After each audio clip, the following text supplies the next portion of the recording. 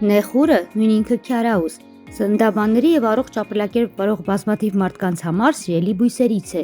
ինչու որովհետեւ այն պարունակում է վիտամիններ A, E, C, K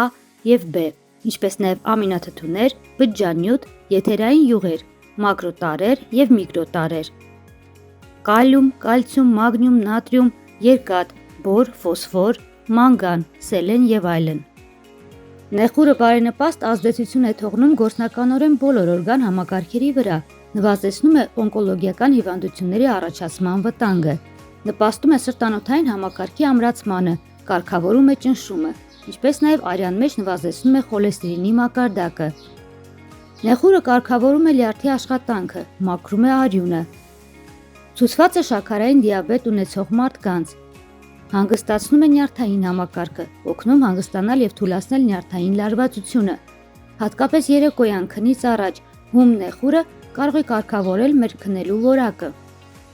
Բարենպաստ ազդեցություն է թողնում ստամոքսաղիքային տրակտի վրա, խթանում է ախորժակը, լավացնում է սննդի յուրացումը եւ օգնում ազատվել փորկապությունից։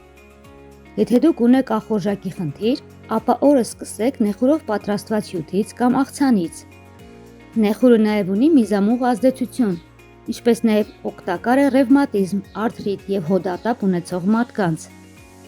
Այն օգնում է օրգանիզմը մաքրել խարաններից եւ թույներից։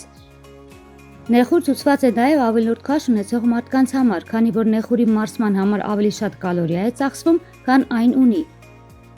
Կանոնավոր նեխուրի օգտագործումը լավացնում է մազերի եւ մաշկի վիճակը, օգնում ազատվել մաշկի հիվանդություններից։ Այսքան օգտակարի կողքին կան նաև հակացություններ։ Նեխուրը հակացուցված է հղի եւ կրծքով կերակրող կանանց, խոցային հիվանդություն ունեցողներին, հեպատիտ, էպիլեպսիա, թրոմբոֆլեբիտ, վարիկոզ եւ այլ հիվանդություններ ունեցողներին։